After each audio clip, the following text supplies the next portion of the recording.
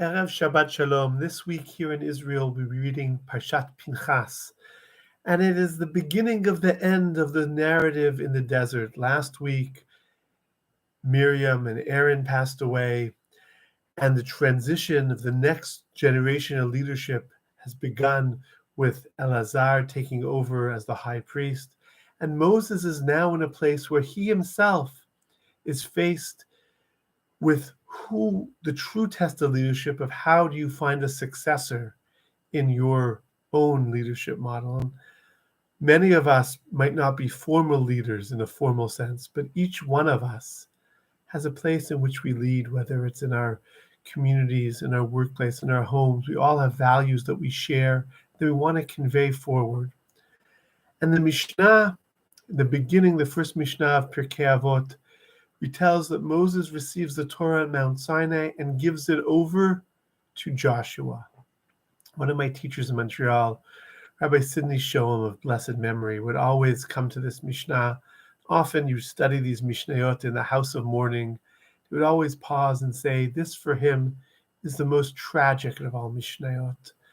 That Moses had this great precious treasure and wasn't able to give it over to his own children, but rather to Joshua. And in this week's portion, Moses turns to God and says, I'm no longer able to lead. Let there be someone else who's willing and able to lead. And he uses the expression, Asher yitzeh lifnehem, who will go before the people. And Rashi here cites in chapter 27, verse 17, Lo kederach malchei umot ha'olam sheyoshvim bebatehem, not like kings who sit back in their palace and send out soldiers to go to battle, but rather as Moses himself led the Jewish people in last week's portion in the battle with the king of Og and was successful with Midian. What does that mean? That means that there are two different types of leaders. There are leaders who tell you what to do, and there are leaders who lead by example. I think the Torah is suggesting that true leadership isn't so much knowing what to do, but it's knowing how to do it. It's walking the walk, not talking the talk. May we have the wisdom to live up to our greatest ideals, those of empathy and caring, those of being the type of people who are worthy to be leaders.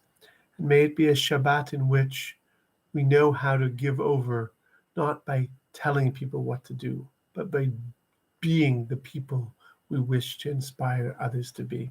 Shabbat Shalom u'Mevorach. May it be a Shabbat of blessing and goodness for us all.